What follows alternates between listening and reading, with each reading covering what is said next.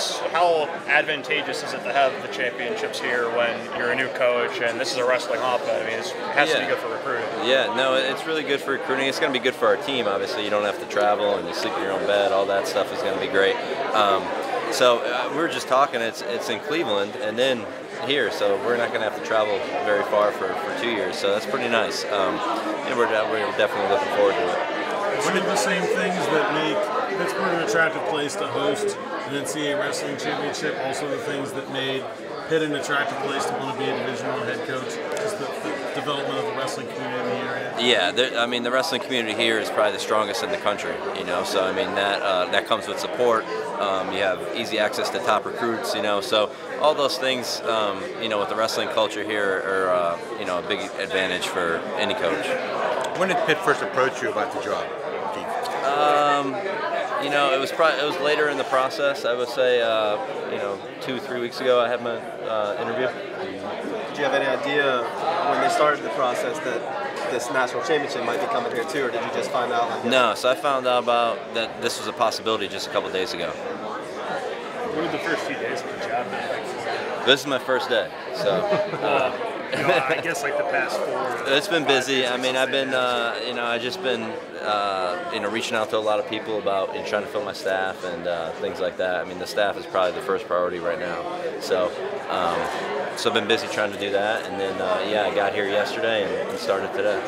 Is there any talk about upgrading the facilities, upgrading the program at Pitt in your interviews? Yeah, I'm pretty sure there's plans to upgrade the Fitzgerald Fieldhouse. I think that's sometime in the future, though. I don't think that's, you know, anytime soon. But you know, in the meantime, I think we're going to dress up the wrestling room. You know, just keep it where it is now. Just put some graphics on the wall, maybe some new mats, things like that. The match will still be at the Fitzgerald Fieldhouse? Yep.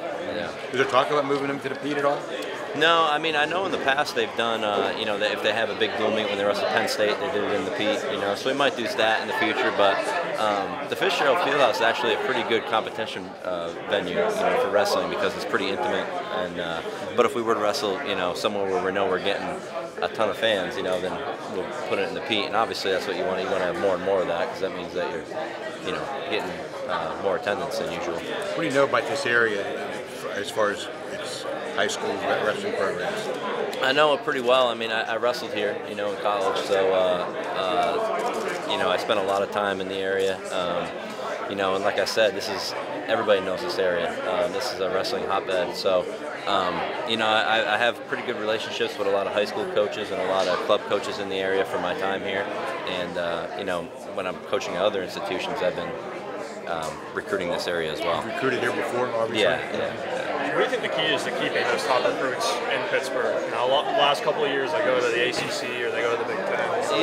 Yeah. It's I mean, it's about developing relationships. You know, I mean, getting in there early, and then developing relationships with the club coach and the high school coach and the athlete when he's younger, and then you know, so they feel comfortable with you and feel that they could trust you. What do you think are some of the major challenges that come with this job? I mean, I think, you know, just we got to remember to stay the course. You know, I mean, there's a lot of talk about the potential of the program, you know, and what we could do, but you know, that stuff's not going to happen overnight. So I think that the challenge is remembering to stay the course and stick with the plan. You know, not settle for a quick fix. You know, play the long game type of deal. What's your basic plan?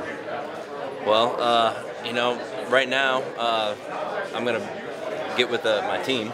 I think we do have some talented guys on this team that can have a good year next year. So right now, building a staff, get with the team, getting their trust, and then recruiting. You know, we just talked about recruiting the area, and then also building a regional training center for guys who want to pursue world and Olympic goals. When it comes to building a program, what moves the needle? Is it getting that one guy, that one top-flight national champion type wrestler, or is it just having a very successful overall team? Yeah, I think that, you know, a lot of times it starts with that. You know, I mean, you're trying to build a culture, and then what helps is when somebody has success and they're bought into your program, and then the other guys on the team see that. You know, that okay, he's doing the same thing I'm doing, it's working. You know, so that you see that happen a lot when a team goes through a change. So So yeah, I think that's probably the way it would go. But yeah, it's all about the culture, and getting the guys to buy in and compete at a certain standard. Keith, given your history, how excited were you for this opportunity? Yeah, I was really excited. I mean, this is everybody asks me that, and I say it's a dream job for me, and it really is. I mean, every coach wants to have their own program, I think, but it's just a little extra special when it's your alma mater, and of course I got family in the area as well. Is it something you had thought about maybe over the years, like, hey, this is where I went, maybe ideas? Yeah, I mean, this was a career goal for me to eventually end up as the head coach at Pitt. So yeah, I've definitely thought about it and fantasized about what I would do, if I was the head coach. With your background at Pitt, you're familiar with the sport. How do you feel like that prepares you, Keith, for what kind of way to with this job? I think that, I'm just a little more comfortable, I guess. That the transition's going to be smoother.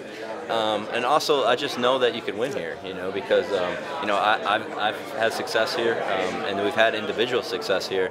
It's just getting it on a consistent basis now, You mentioned a second ago a regional training center. Can you embellish on that a little bit? Yeah, so all the top programs have one. I was part of Ohio State's regional training center when I was competing internationally.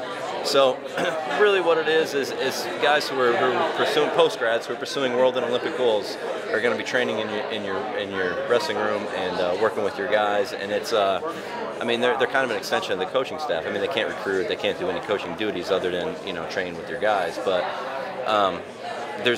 every top program in the country has one now. It's kind of, you can't really win without one. So Pitt's never had one? No, they haven't had one. So they're certified as a regional training center, but we've never had anybody here training. So that's going to be the, we're fundraising and trying to get, because you got to pay them a stipend, to live here and train.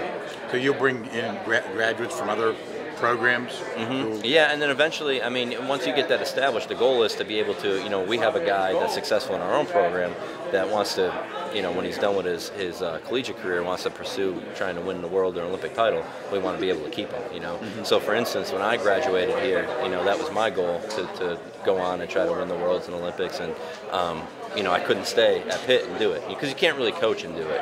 It's you got to do it full time. So I had to leave. You went to Ohio State and did it. Right, I was at Ohio State for a number of years. Yeah. Having one, what was that? What would that do for your program? From where your other stops? It does a lot. Well, it's a lot with recruiting. Because one of the main things that recruits want is training partners, and you'll have the guys on the team plus the guys that are pursuing those type of goals. So you'll have great training partners.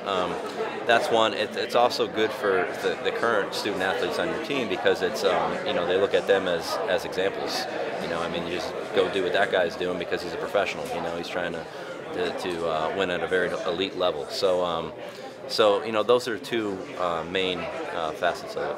So the rules of wrestling, the coaches can't be training partners, right? No, they can. So you can wrestle with your guys? We can wrestle with our guys, yeah. Being a younger coach compared to some of more established coaches, does that even give you more of an advantage that you can go all out with these guys because you're still not I think, I don't know if it gives me an advantage or not. Yeah, I can do that. But at the same time, it's like if I'm doing that, I can't see the other guy. You know what I mean? So it's like that would probably be on a more individual basis. Going in the morning with a guy and getting a feel for him and getting my hands on him. So yeah, in that sense, it's an advantage. But when we're having a whole team practice, I want to be able to monitor and see everybody. So that would probably be on a more individual basis. But sure, yeah, it will help. And I know you were close with Coach Coker and Headley from your time here. Have you talked to them at all about maybe sticking around with the program, or do you think they're moving on?